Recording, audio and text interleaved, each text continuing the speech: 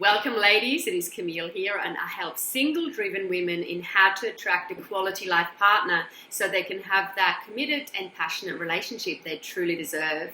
And I'm really, really excited to be chatting with my very first success story. Her name is Tula, and we're going to talk a little bit about, what happened. First of all, welcome to the call, Tula. Thanks, Camille. Lovely to see you. So, the reason for this call is, of course, you were my very, very first success story, and we actually did a bit of a swap with the coaching at the time, and we knew each other really well, but we both sort of felt like, okay, there has to be a better way. And the great thing, of course, was that the coaching really worked, and that's when I realized, okay, I really want to specialize in the relationship niche. So you gave me a great gift there. But what I would love to talk a little bit about now is what were some of your patterns at the time when we did the coaching. It was quite a few years ago now, and it seems like a lifetime ago, but what were some of the patterns? Like what wasn't working for you? What were who were the men that you were attracted to at the time, or who you did attract? Yeah, sure. Look, it was actually over 9 years, so it is a while. But look, I guess I was attracting the really pathetically hopeless men. I can remember talking to you and thinking, well, I'm sort of quite successful in my corporate job and, financially and other things, but I just couldn't get that click with the man. And looking back and analysing it, I guess I was probably very needy. I felt very, very insecure, and so I would say that I would hook up with men that were like the lost dogs, just anybody, anything, it didn't matter. Anybody that was kind of showed a little bit of interest in me, wow. I would go, bang, go, right, this is one. Whereas, with everything else in my life, if somebody showed a bit of interest or whatever, you just go, yeah, fine, right, it's not a fix and move on. But I would just collapse into that, and obviously without even thinking of whether there was much mutual compatibility or interest in values or, often there was a lifestyle interest because, that might be where you might meet at yoga or meditation center or something like that, or an art class. But, yeah, there wasn't, I think the biggest one was the values weren't in line. And I was just pathetic, so I would just let them, so I could never say no. I couldn't say no. And I remember you often fell for their potential as well. I guess you just sort of felt like, okay, well, I can help this man, and that there is something beautiful there. But I used to always sort of, hang out in circles, I guess, that were all deep and meaningful. So you'd have all these deep and meaningful talks, and they would talk to you about, this isn't working in my life, and I want to change that. And I'd just go, oh wow, that's fantastic, and I'm the perfect person that can help this person change. So it would never happen, and of course that would fall apart. And I guess I've just learned over the years, particularly now with my husband, is it's not about changing him, it's about changing me.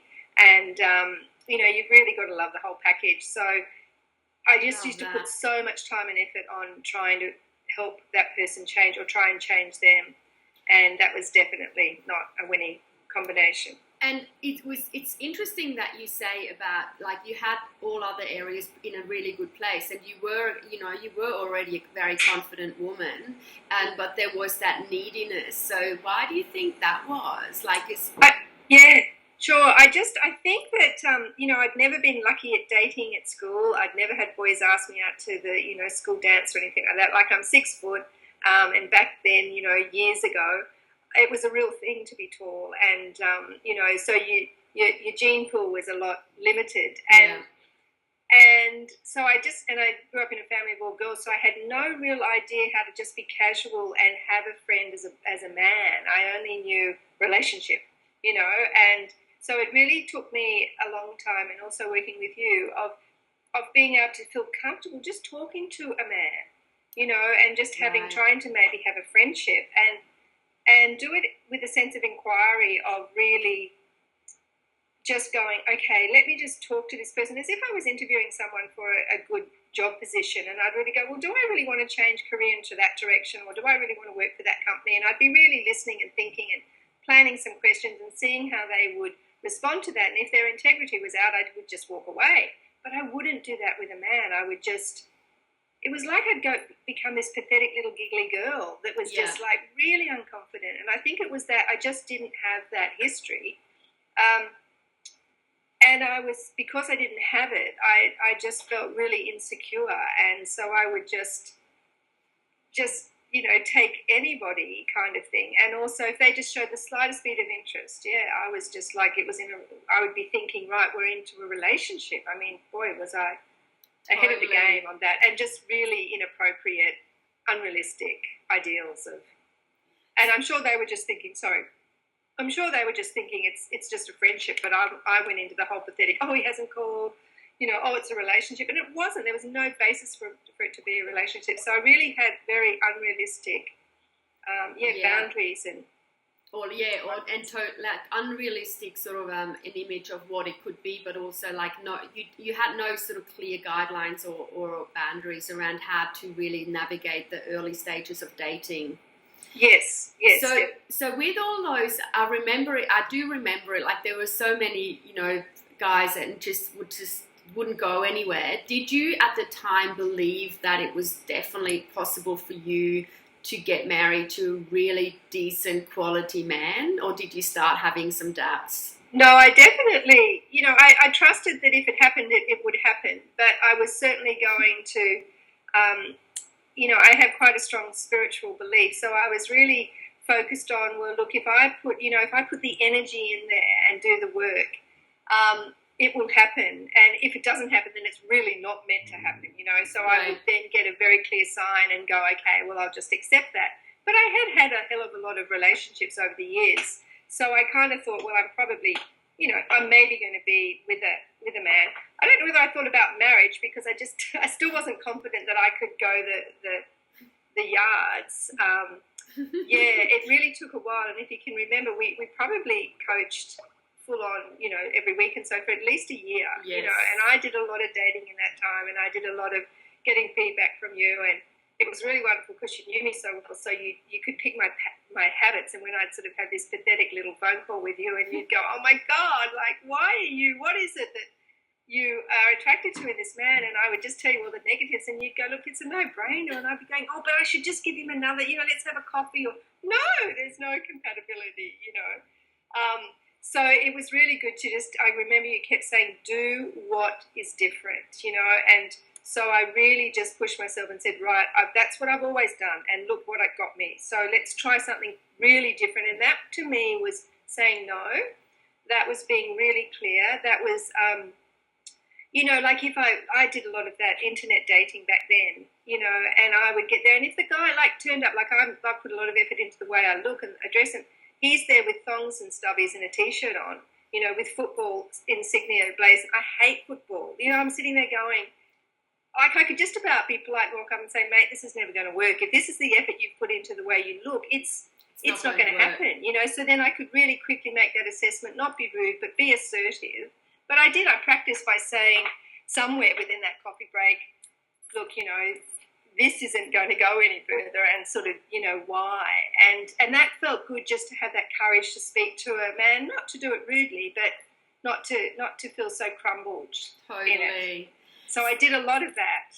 Yeah, I mean, you were, and I remember you were really, really open to being coached, and you were really committed, as you said, to do things differently. So do you believe you could have done it without any guidance and help? Do you feel like No.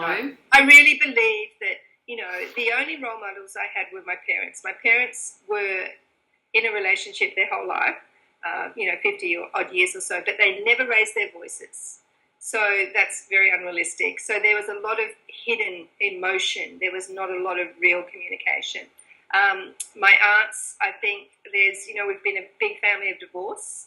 And then when I started one of my corporate roles, it was working in family dispute resolution, which was my whole clients were people that were divorcing and hating each other and warring each other. So I believe I was actually thinking that that's what relationships were. So I really had to unravel that and go, and I can remember also going, okay, I'm going to actually start to hang out with people that are in long-term, what I think looks like a happy relationship. None of that sniding, bitchy stuff going on, but loving, caring relationship. And I did that, and I would sit there. I can remember my sister was one, and years ago I used to think it was boring, their relationship, but then I just sort of would sit there and go, wow, he's really kind and caring, and it's really compassionate, and I would just watch them as if I was sort of like watching something under a microscope, and it was just like, wow, they do it like this, and yes, it had a lot of the less drama. I think I was attached to a lot of drama in my past, and that's how I got a lot of energy, so I had to do a lot around letting go of drama, and, the great story of, oh my God, it's the drama story, so,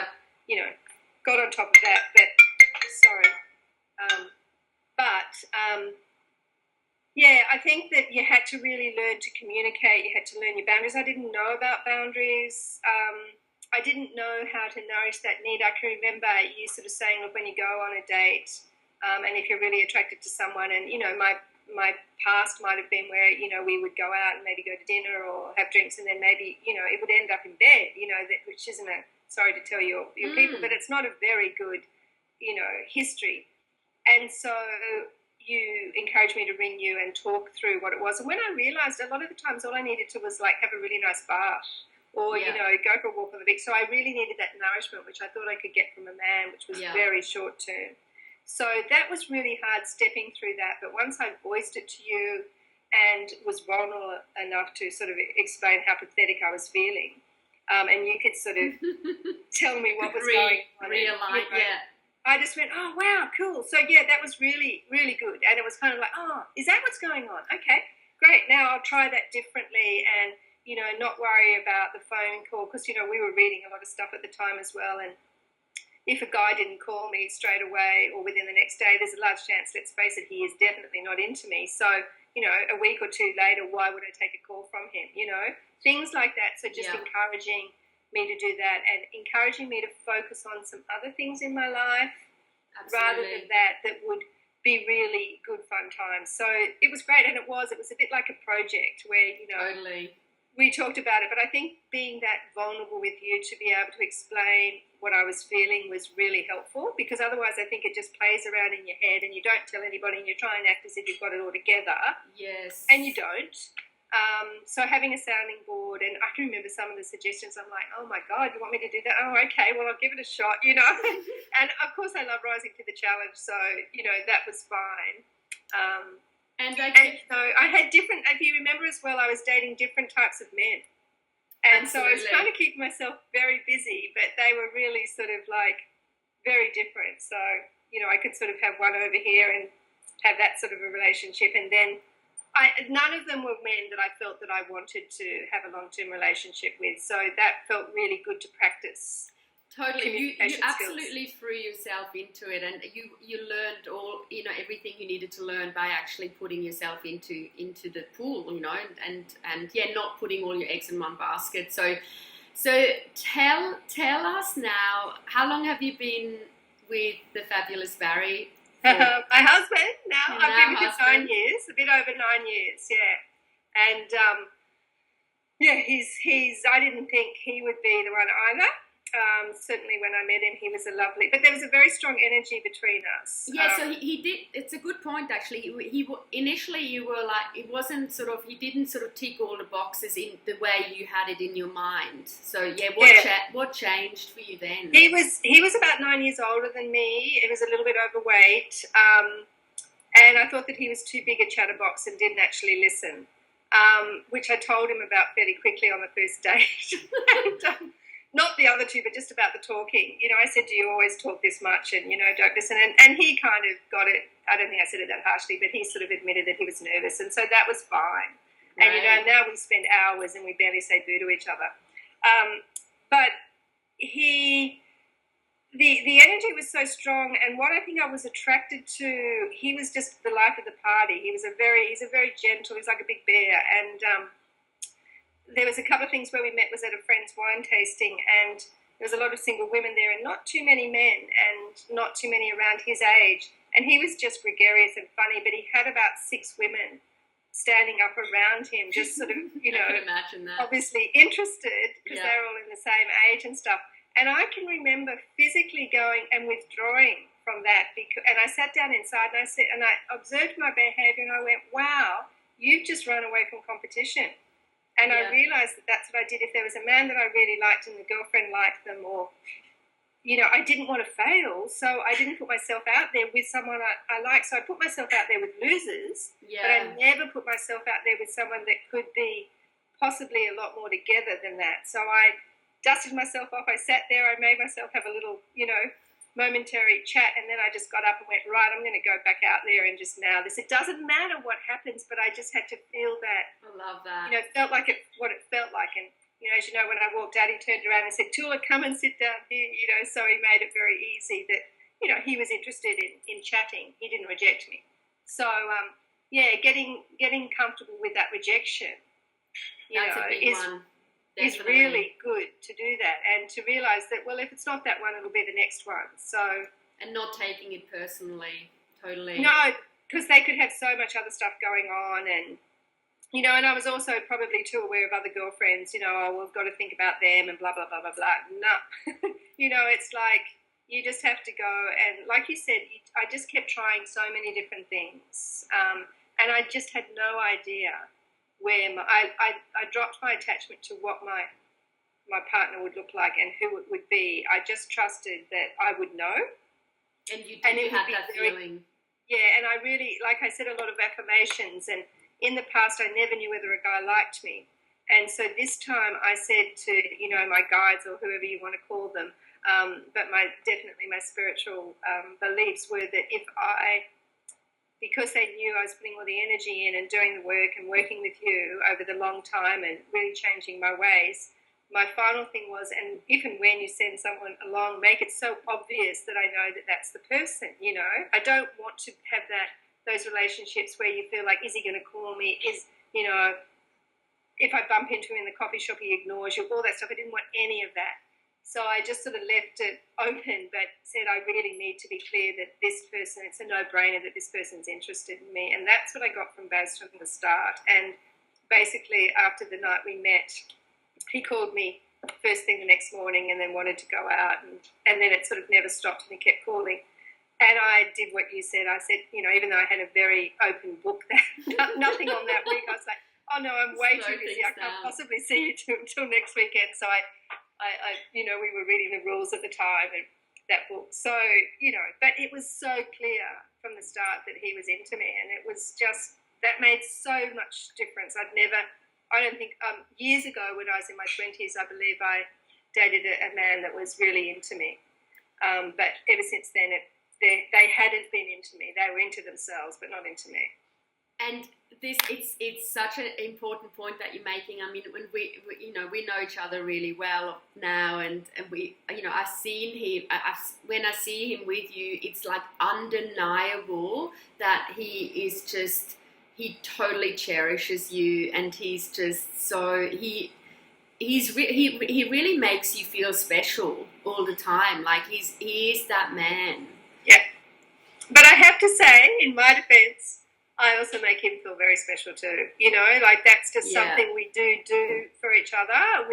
He's taught me a lot to say things which he regularly does. He rings up and tells me he loves me still after 9 years, and he sends me texts and, says he loves me before he goes to bed and first thing in the morning. Things like that. Like a lot of times gives me hugs and it's made me show those little signs of affection back to him. And even though I may not always be feeling it, I just, because I'm distracted on some other thing, and being really busy, I remember, hold on, the relationship, and just to send, because he's away at the moment, working away and going through a bit of stress, so I just sort of send him little things as well.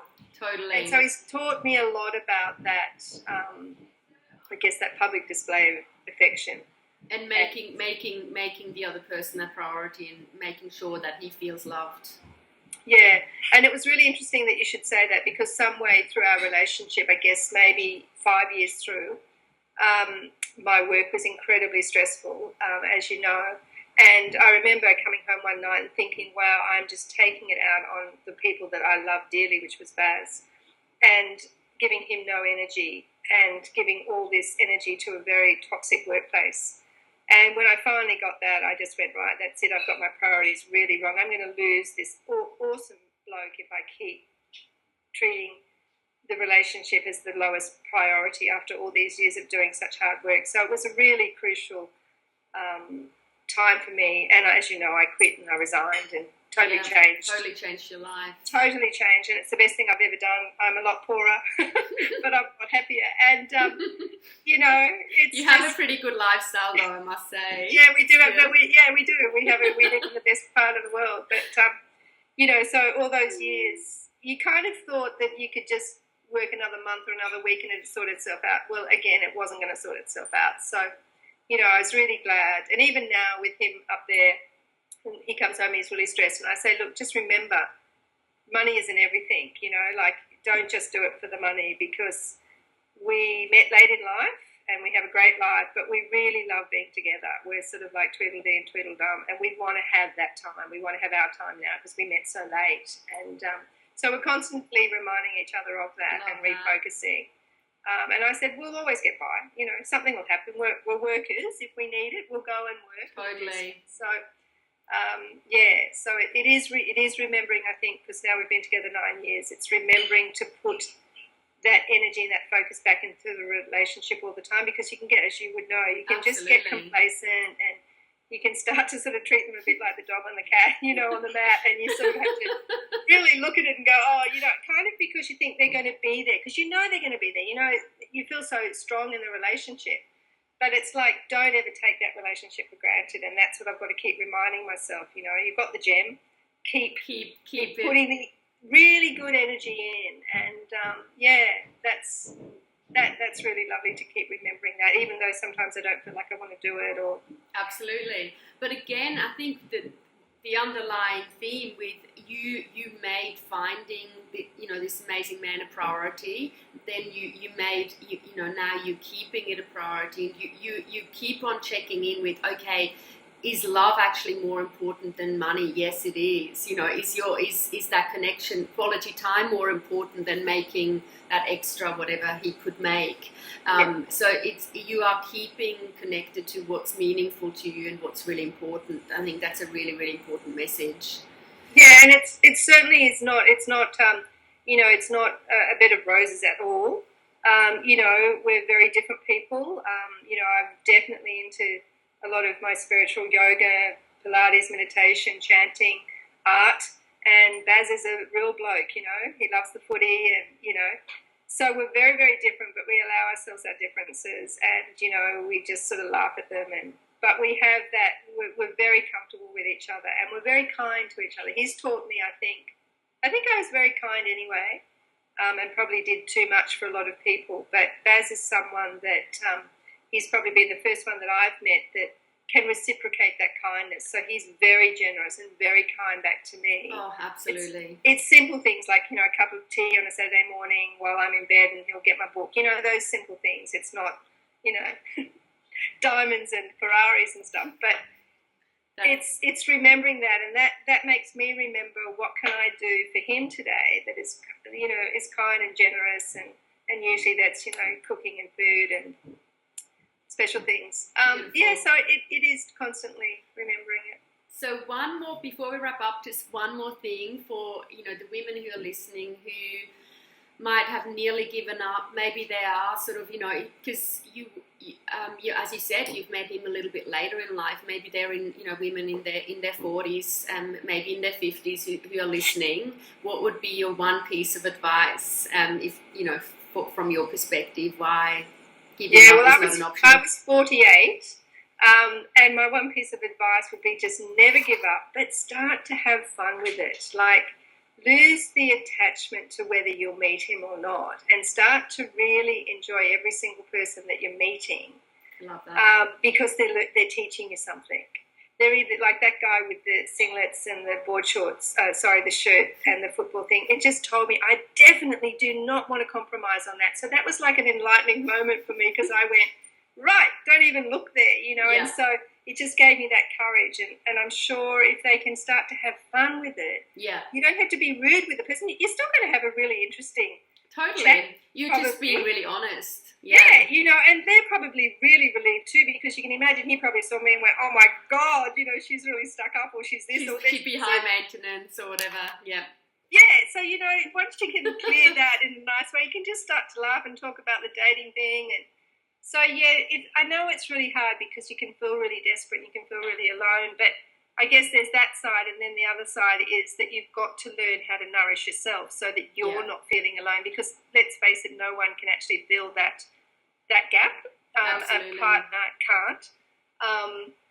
They can gloss over it, but you've got to do the inner work on yourself, and that's why I keep saying my spiritual practice is the most important thing, and it will always be. And that's what nourishes me. And so therefore, if you can keep working on that, you can just go out and have fun, like going out and having dinner. And there's heaps of men out there.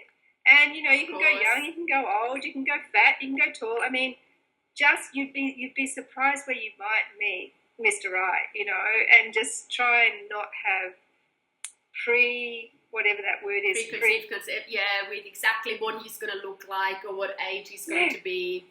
Absolutely. Go for what it feels like. Like your gut will really tell you if it's off, and if you pay attention to that, you should get up and walk. But if it's really feeling good and soft and nourished and calm, maybe even though the package doesn't look like what you thought, maybe it's time to sit down and explore that and unravel it a little bit more, because you might just be pleasantly surprised. And as you know, when you just feel so safe in love, it doesn't matter. We all get old, we all get wrinkly, we all have bits where we're fat and overweight and not doing what we should do. But they just love you. And, sometimes I can remember walking out and I just feel disgusting. And Baz goes, "You just look awesome today." And I'm like, wow, you either need, really new glasses. But it just makes me laugh because it shows me that he's seeing me inside. He's not seeing what I look like. I love that. And, I just think that's really, just makes me feel really comfortable. Whereas in the past, I've often wondered and tried to look amazing and do all these stuff so that the man will like you more. So I've had it all really wrong. Yeah. So great point to raise. Like the right man will totally love you for who you are, and he will always see that the real you, no matter what. And that's, of course, then it's going to be so much more meaningful and fulfilling, actually, also growing old together, because we don't need to prove anything to our partners. It's just we allow, and you really allowed yourself to feel loved. I think that was a big thing too. You allowed yourself to receive the love that you really wanted. You felt worthy of it. Yeah, and he really has. He keeps teaching me that. At times, still my heart gets scared and closes and pushes him away and does different things. As life unravels, and it just gives me a chance to look at that, why that's happening, and what that fear's about, and just to go a bit deeper and open up a bit more and focus on what I've really got. And usually the tip for me is when I start to get really picky at him again. He hasn't picked his clothes up off the floor, or he's hasn't cooked dinner for a while, and I start to get really picky, and usually that's a sign to me that something's going on and I need to look at what's going on inside. Yeah. Love but it. You're right. When you feel that, like, I never thought I could feel so comfortable. Like, I do not care. Do not care what I look like. Do not care when I come home. Do not care who I hang out with. Do not care what I do, because everything is fine. Absolutely. Whereas in the past, people were like, well, you're going out for too long, or why are those people always, why are they here, or, they wanted to change me a lot. Baz doesn't, and that makes me not want to change him.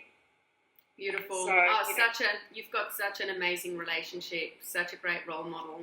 It's fun. It's really fun. And we, just the other thing is we laugh all the time, we just do silly dances, and, he has these silly things that he does around the kitchen, and I just packs me up, and I just love it. I just go, keep me laughing. And we've been through some challenging times, and even through all of that, he just kept making me laugh, and I kept doing the same. And not as much as him, because he's the funnier one, but that's really important. He's an amazing cat, so keep on treating him well. And likewise, and congratulations absolutely with Alex. So marriage. Thank you so much for sharing your story with the listeners, and your pearls of wisdom. So lots of love, and we'll talk soon. Yeah, likewise. Good luck to all the women that you're working with. I'm sure it's just a moment of time. Tell them never to give up, because I reckon just when they're it's about to clink into happening. Absolutely. See Beautiful. ya. Talk soon.